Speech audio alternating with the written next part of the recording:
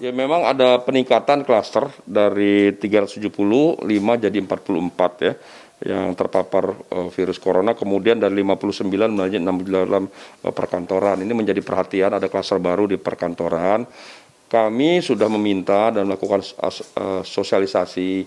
Pertama kami minta kepada asosiasi usaha, profesi dan lain sebagainya, kepada Kadin, Apindo, HIPMI, HIPI semualah, RE dan sebagainya, kami minta membantu kerjasama untuk memastikan bahwa unit-unit kegiatan, usaha termasuk perkantoran untuk semuanya patuh, taat dan disiplin pada protokol COVID.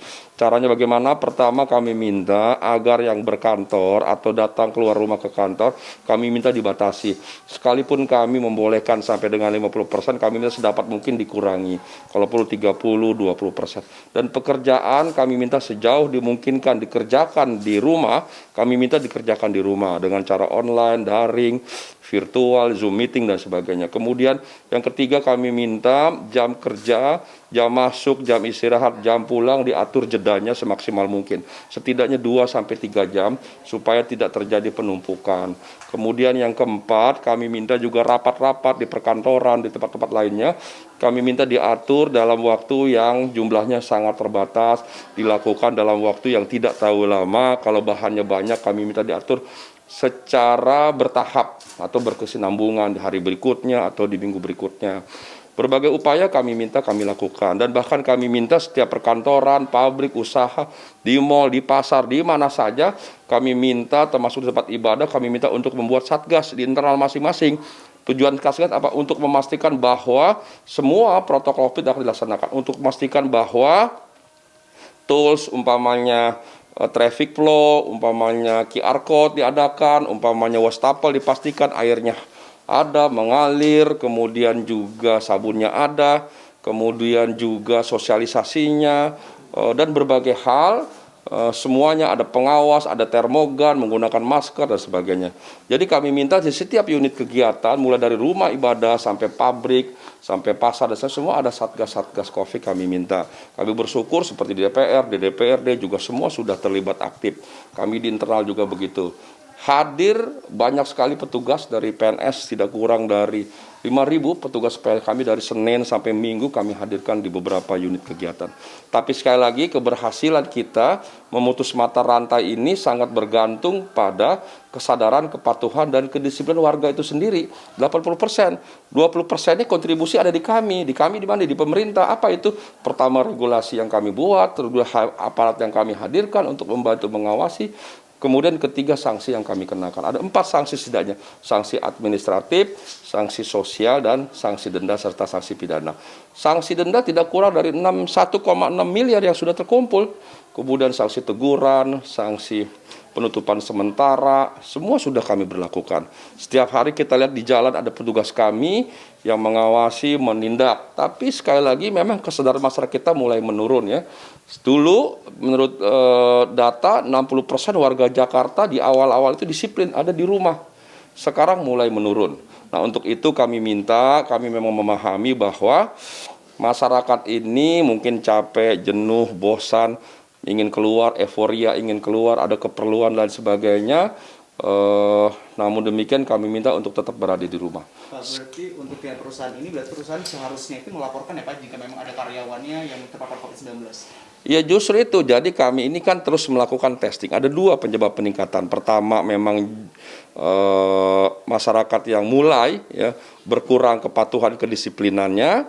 Kemudian yang kedua, testing yang kami lakukan banyak. Kenapa kami melakukan testing yang masif dan banyak? Tujuan kami adalah ingin segera menyelesaikan masalah ini dengan cara apa? Mengidentifikasi masalah. Identifikasi masalah itu caranya bagaimana? Ya testing. Dari testing nanti kami lanjutkan kontak tracing, baru treatment. Dengan begitu maka semakin banyak testing, maka secara logika memang semakin banyak ditemukan adanya penyebaran. Karena apa? Karena virusnya masih ada.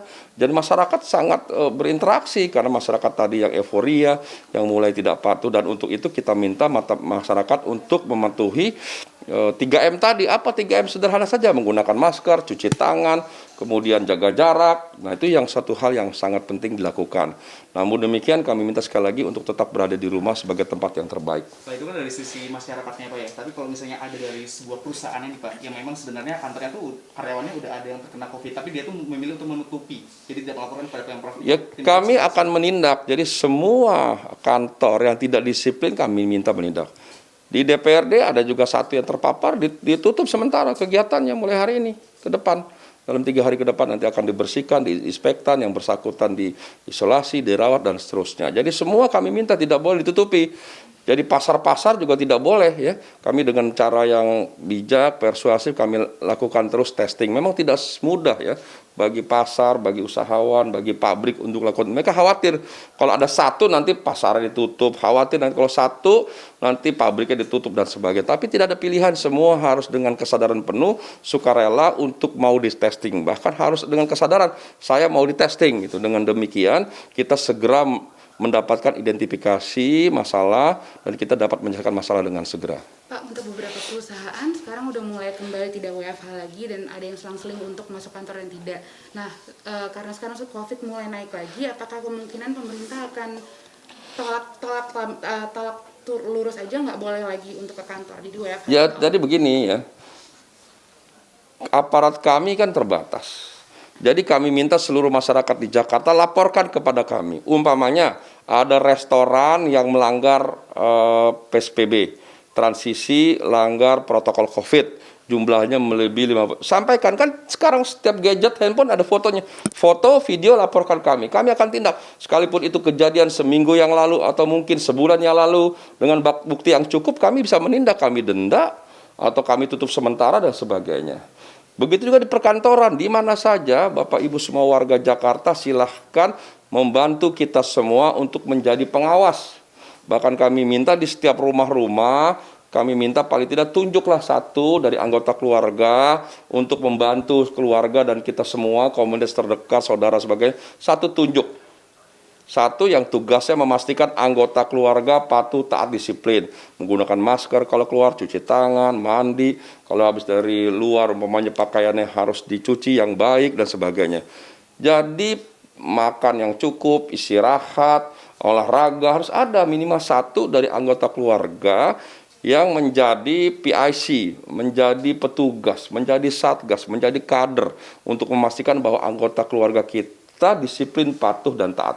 Kalau ini bisa dilakukan di seluruh keluarga terkecil, komunitas terkecil ada keluarga lakukan, insya Allah, maka semuanya kalau di dalam rumah sudah aman, insya Allah ke depan bisa lebih baik lagi.